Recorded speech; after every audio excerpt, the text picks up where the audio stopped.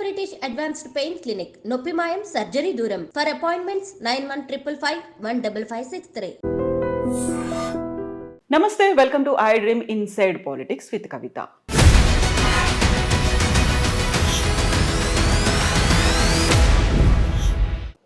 Sir, ఇప్పుడు తెలంగాణ రాష్ట్రంలో రేవంత్ సర్కార్ వచ్చిన తర్వాత 1 year కంప్లీట్ చేసుకోబోతోంది. ఇన్ జస్ట్ ఫ్యూ డేస్ ఈ పరిపాలన చూసిన తర్వాత దేని మీద ఎక్కువ ఫోకస్ ఉందనిపించింది, దేన్ని మర్చిపోయారనిపించింది సార్?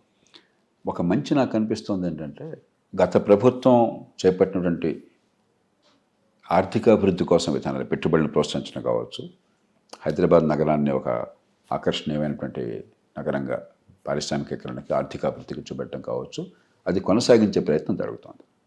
దాన్ని అభినందిస్తున్నాం. ఏదో అభివృద్ధికి వ్యతిరేకంగా ఉన్నట్టు కాకుండా సంకేతాలు మంచి వేస్తున్నారు. ఒక దురదృష్టం ఏంటంటే, అలవిమాలని హామీలు ఇచ్చి కష్టాన్ని కొని తెచ్చుకున్నారు. అప్పటికే గత ప్రభుత్వం ఉన్నప్పుడే చాలా పెద్ద ఎత్తున సంక్షేమ పథకాలు అమలైనాయి. దానిలో కొన్ని మార్పులు చేర్పులు చేయొచ్చు, కానీ ఆ పైన అదనంగా మరొక 60-70 కోట్లు బహుశా అన్నీ కలిపితే, అన్ని మాటలు నెరవేరిస్తే 1,20,000 కోట్లు ఏడాదికి అదనంగా ఖర్చు తీసుకునేసరికి పచ్చగా ఉన్న రాష్ట్రంలో సంక్షోభాన్ని తెచ్చుకున్నారు. అది ఒక ముఖ్యమంత్రిగా నేను అన్నాను, ఎందుకంటే వారి పార్టీ ఒక కొన్ని హామీలు ఇచ్చింది, అసాధ్యమైన హామీలని. ఆ భారాన్ని విడమే పెట్టారు. మంత్రివర్గాన్ని వాడు తప్పట్టడం కష్టం. మంచి చెడు తప్పు పొరపాటు ముందే జరిగింది. మూడోది, అలాంటి పరిస్థితులు ఏంటంటే, డబ్బు లేనప్పుడు ప్రభుత్వాలు చేయవలసింది ఉన్న డబ్బును సద్వినియోగం చేసే పద్ధతులు ఎట్లా చేయాలి. ఉదాహరణకి విద్యకి బోర్డంత ఖర్చు పెడుతున్నారు. విద్యా ప్రమాణాలు అధ్వానంగా ఉన్నాయి. గతంలోనే 50% పైగా 54-55% మంది పిల్లలు స్కూళ్ళల్లో, ప్రైవేట్ స్కూళ్ళల్లో ఉన్నారు. ఇప్పుడు ఇంకా తగ్గిందని చెప్తున్నారు. నేను ఏమంటాం, 66 లక్షల మంది పిల్లలు ఉంటే తెలంగాణలో స్కూల్ విద్యార్థులు, 21 లక్షల మంది ప్రభుత్వ స్కూళ్ళని ఈ మధ్య అందిన సమాచారం. వాస్తవం కాదు, పరిశీలించాలి. 66లో 21 లక్షలు అంటే దాదాపుగా 33-32% వచ్చేసాం మనం. గవర్నమెంట్ స్కూల్ మీద నమ్మకం పూర్తిగా పోయింది. ఖర్చు ఒక్కొక్క బిడ్డ మీద ₹1,00,000 పెడుతున్నారు. కాబట్టి మీరు చూడాల్సిన మొట్టమొదటి ప్రాధాన్యత ఏంటంటే, ఇంతంత ఖర్చు పెడుతున్నాడు, అదనంగా డబ్బులు ఖర్చు పెట్టక్కర్లా. పిల్లల విద్యా ప్రమాణాలు పెంచడం ఎట్లాగా, పరీక్షల పద్ధతిని సమూలంగా మార్చి పరీక్షల్లో నిజాయితీ తీసుకురావాలి, పరీక్షల్లో మేధస్సును పరిశీలించే ఏర్పాటు కావాలి, బట్టి పట్టేది కాకుండా. అది గవర్నమెంట్ స్కూల్ కావచ్చు, ప్రైవేట్ స్కూల్ కావచ్చు, బాధ్యత మొత్తం మీదే. విద్యలో ఫలితాలు తీసుకురావడం బాధ్యత మీది. ఫలితం అంటే పాస్ కావడం కాదు. 96% మంది పాస్ అయినట్టు కనిపిస్తుంటే 10% మందికి కూడా ఆ క్లాస్ లెవెల్లో పరిజ్ఞానం లేదు. ఇంకా పాస్ ఏంటి, దొంగ పాస్లే. ఈ ప్రభుత్వం లెక్కలు చెప్తాను. నేషనల్ అచీవ్మెంట్ సర్వేలో గణితంలో కానీ సైన్స్లో కానీ 10-12% మందికి ఆ స్థాయికి తగ్గటువంటి పరిజ్ఞానం ఉన్నది. పాస్ అయ్యేది 96%. మరి ఈ మధ్యన 85% ఏమవుతుంది? ఎందుకుంది అది అంతరం? దాన్ని పూరించే బాధ్యత ప్రభుత్వానికి. దీనిలో డబ్బులు ఖర్చు అక్కర్లా, పద్ధతుల్ని మార్చాలి. అలా కాకుండా ఎట్లా ప్రతి ఓట్ల మీదే మనం దృష్టి పెట్టి 11,000 మంది టీచర్లు రిక్రూట్ చేశాను అని ప్రచారం చేసుకుంటున్నారు. అసలు అంతమంది టీచర్లు అక్కర్లా. తెలంగాణలో విద్యార్థుల సంఖ్య ఏడాదికి తగ్గుతోంది. ఎందుకంటే జనాభా అదుపులోకి వచ్చి ఆ 14-15 ఏళ్ల లోపల పిల్లల సంఖ్య తగ్గిపోతుంది సమాజంలో. మంచిది అది. అలాంటప్పుడు నేను టీచర్లు ఎక్కువ ఎందుకు? ఇప్పటికే టీచర్లు మన పిల్లలకి సరిపడినంతమంది ఉన్నారు. 14-15 మంది పిల్లలకు ఒక టీచర్ ఉన్నప్పుడు అదనంగా టీచర్లు పెట్టడం ఇంత పెద్ద అంశంగా తీసుకొచ్చి ఇంత పెద్ద యాడ్స్ చేసుకున్నారని చెప్పండి. మీకు పరిపాలన మీద ఏంటి దృష్టి ఉంది? ఎన్నికల్లో ఓట్లు, దానికోసం ప్రజలను మభ్యపెట్టి గవర్నమెంట్ ఉద్యోగాలే పరిష్కారం అనే భావాన్ని చూపెట్టడం, ఫలితాలు రావు మళ్ళీ పిల్లలకి. విద్యారంగం అన్నది సామాన్యుల పిల్లలకి మంచి విద్య అందించడం కోసం, అంతేగాని కొంతమంది యువతకు ఉద్యోగాలు ఇచ్చి పని చేయకుండా కూర్చోబెట్టడం కోసం కాదు. ఏ రంగమైనా కూడా ఈ మౌలికమైన విషయంలో దృష్టిలో పెట్టాలి. అది కనుక చేసి ఆర్థిక క్రమశిక్షణ పాటించినట్లయితే, ఉన్న యంత్రాంగాన్ని ఉపయోగించుకుని ఫలితాలు తీసుకురావడం, ఖర్చు పెట్టడం అంతనే కాదు, ఫలితాలు. మూడోది, ఈ ఆడంబరాలకు పోకుండా పొదుపరితనం పాటించడం. మీకు మూసి ప్రక్షాళన అన్నారు, సంతోషం. 1,50,000 కోట్లు అన్న మాట వచ్చింది. నా గుండె బేజారైపోయింది. చైనాలో ప్రపంచంలో అమెరికాకి దీటైన ఆర్థిక వ్యవస్థ, మనకు 5 రెట్లు ఉన్న ఆర్థిక వ్యవస్థ, చైనా దేశం మొత్తాన్ని ప్రభావితం చేసింది 3 Gorges ప్రాజెక్ట్.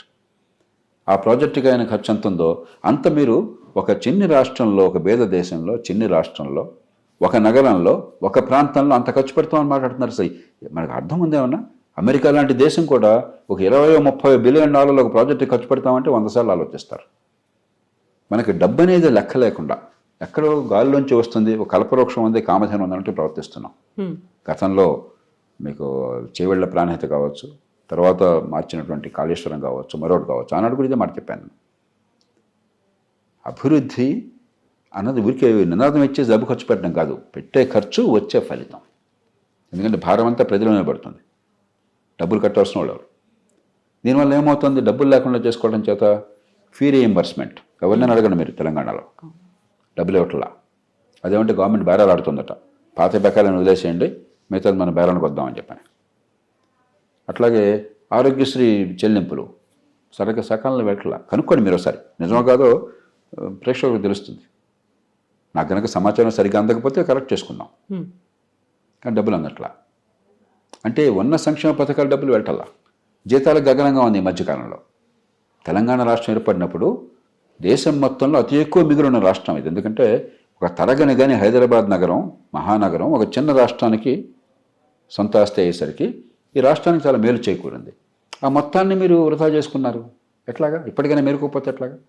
కాబట్టి ఆర్థిక క్రమశిక్షణ, ఉన్న డబ్బులతో ఫలితాలను ఎక్కువ తీసుకొచ్చే ఏర్పాటు, ఇంకా డబ్బులు ఎక్కువ ఖర్చు పెట్టడం కాకుండా పెట్టే ఖర్చుతో ఫలితం వచ్చేట్టు ఏర్పాటు చేయటం, ఈ రెండు మీద దృష్టి పెట్టినట్టయితే రాష్ట్ర భవిష్యత్తు బాగుంటుంది.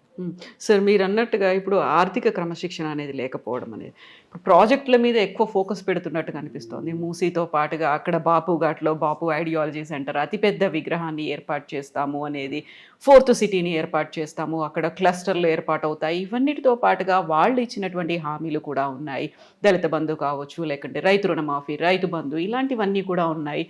అందరూ ఎదురు చూస్తున్నటువంటి హామీల అమలు అనేది ఎన్ని మార్క్స్ వేస్తారు సార్ ఓవరాల్గా?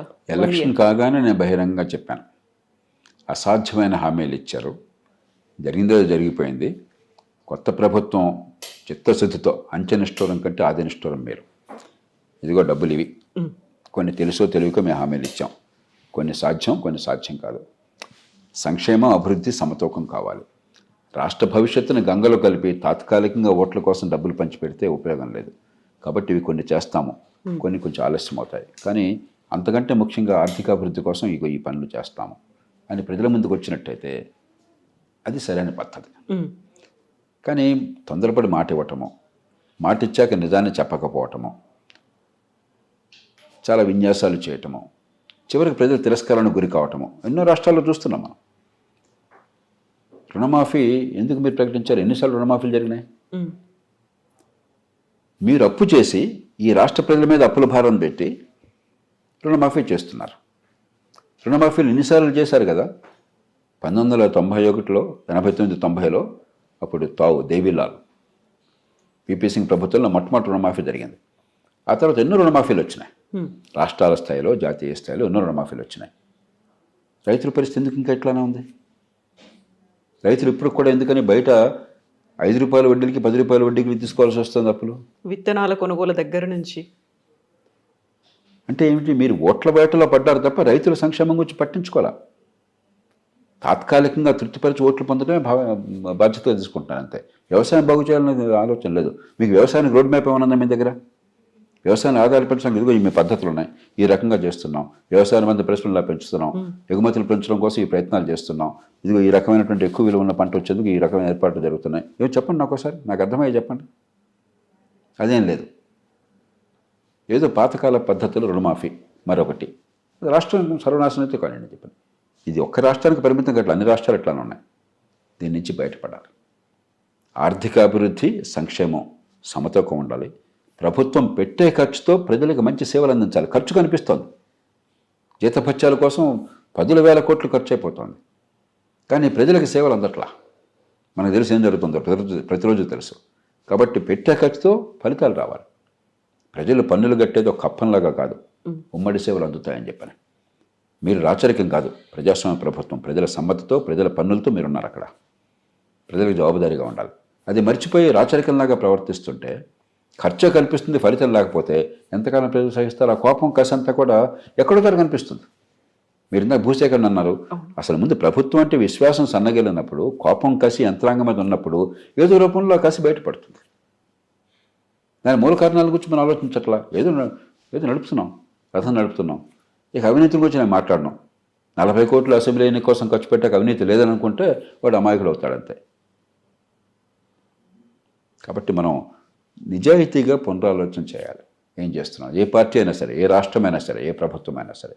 సో ప్రజల్లో అసహనం, ఆగ్రహం ఏదో ఒక రూపంలో బయటపడుతుంది అనుకుంటే ఎన్నికల కాలం దాకా ఎదురు చూడాల్సిన అవసరం లేదు. 4 ఏళ్ల తర్వాత మళ్ళీ ఎన్నికలు వస్తాయి, అప్పటిదాకా వీళ్ళు తీర్పు అప్పుడు ఎట్లాగో చూపెడతారు. మీరు ఎన్ని విన్యాసాలు చేసినా కూడా చాలా ప్రభుత్వాలు అభివృద్ధి మీద దృష్టి పెట్టకపోతే ఓడిపోతున్నాయి.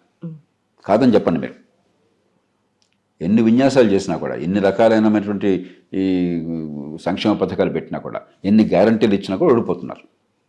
కానీ ఆ స్పృహ ఉండదు. చచ్చిపోయేదాకా మనం ఉంటాం అన్న భ్రమతో బతికేసి రాష్ట్రాన్ని, దేశాన్ని నాశనం చేస్తున్నారు. మొట్టమొదటిది. రెండోది, ఎన్నికల దాకా కూడా జనం ఆగట్లా. ఈ సోషల్ మీడియా యుగంలో, ఈ టీవీ యుగంలో వందల ఛానల్స్ ఉన్నాయి, వందల యూట్యూబ్లు ఉన్నాయి, ప్లాట్ఫామ్స్ కనిపిస్తున్నాయి. మరి కసిని పెంచేవాళ్ళు ఉన్నారు, కోపాన్ని పెంచేవాళ్ళు ఉన్నారు, దాన్ని అస్త్రంగా ఉపయోగించుకునే వాళ్ళు ఉన్నారు. రకరకాల రాజకీయ శక్తులు ఉన్నాయి, సామాజిక శక్తులు ఉన్నాయి.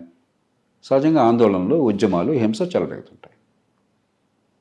కాబట్టి మనం రేపుని గురించి కొంచెం ఆలోచించండి. ఒక మాట అనే ముందు, ఒక పథకం చేపట్టే ముందు, ఒక హామీ ఇచ్చే ముందు రేపటిని గురించి ఆలోచించండి. ఈ సమాజానికి మీ వల్ల మంచి చెడు ఆలోచించండి. అంతేగాని ఇప్పుడు పబ్బం గడుపుకుందాము, ఇవాళ ఓటు వస్తే చాలు, ఇవాళ నా మాట వస్తే చాలు, ఇవాళ ప్రచారం వస్తే చాలు, పేపర్లో హెడ్లైన్స్ వస్తే చాలు, రేపేమో చూసుకుందాం అనుకుంటే రేపు ఉన్నది పర్యవసానాన్ని అనుభవించాలి. సార్ ఇప్పుడు December 7th 1 year కంప్లీట్ అవుతోంది. ఎన్ని మార్క్స్ వేస్తారు సార్ మీరు 10కి? నేను దానిలోకి వెళ్ళను. ఎందుకంటే కరవమంటే కప్ప కోపం, ఇవ్వమంటే పాము కోపం. ఇందాక రంగాలు చెప్పాను కదా, కనీసం అభివృద్ధికి వ్యతిరేకంగా సంకేతాలు ఇవ్వటం లేదు. హైదరాబాద్ నగరం మీకు పార్టీలంటే కోపం ఉండొచ్చు, ప్రేమ ఉండొచ్చు, పక్కన పెట్టండి. ఖచ్చితంగా గత 20-30 ఏళ్లలో తెలుగునాట మంచి జరిగింది ఏంటంటే హైదరాబాద్ నగరం అభివృద్ధి. ఒకప్పుడు దక్షిణాదిన అతి తక్కువగా ఉన్న నగరం, దేశంలో పెద్దగా తలమానికి కానటువంటి నగరం, ఇవాళ దేశంలో గర్వించదగ్గ నగరం. మరి చెన్నైని దాటి వెళ్ళింది. ఇవాళ చెన్నై కంటే హైదరాబాద్ వ్యవస్థ, ఆర్థిక వ్యవస్థ ఇంకా మరింత బలమైనది. మనం గర్వపడాలి. మనకంటే బెంగళూరు ఇంకా బలమైనది. అక్కడ మనకంటే భౌగోళిక కారణాలు ఉన్నాయి, మనకంటే ముందు కొంచెం ఫస్ట్ మోర్ అడ్వాంటేజ్ ఉన్నది. దాన్ని కొనసాగించారు. చంద్రబాబు నాయుడు గారు దాన్ని ప్రారంభం చేసి గట్టి కృషి చేస్తే, రాజశేఖర రెడ్డి గారు కానీ, తర్వాత వచ్చిన కాంగ్రెస్ ప్రభుత్వాలు కానీ, టీఆర్ఎస్, బీఆర్ఎస్ కానీ, ఇప్పటి కాంగ్రెస్ ప్రభుత్వం కానీ దాన్ని కొనసాగించారు. దాన్ని అభినందిస్తున్నాను. అలాగే ఇంత పెద్ద ఉద్యమం వచ్చి ఆంధ్ర, తెలంగాణ పేరుతో కొన్ని సందర్భాల్లో ద్వేషాలు, కోపాలు వచ్చినా కూడా అవన్నీ పూర్తిగా సమస్యపోయేట్టు చేసి చాలా బాధ్యత వ్యవహరించారు. గతంలో ఉన్న బీఆర్ఎస్ ప్రభుత్వం, టీఆర్ఎస్ ప్రభుత్వం కావచ్చు, ఇప్పుడున్న కాంగ్రెస్ ప్రభుత్వం కావచ్చు, అందుకు వారిని అభినందించాలి. ఇందాక మిగతా పొరపాట్లు నేను చెప్పాను. మనం ఎక్కడో చోట క్రమశిక్షణ లేకపోయినట్టయితే, సమతూకం లేకపోతే, ఎందుకు రేవంత్ రెడ్డి గారే బహిరంగంగా చెప్పినట్టుగా నేను సోషల్ మీడియాలో చూశాను.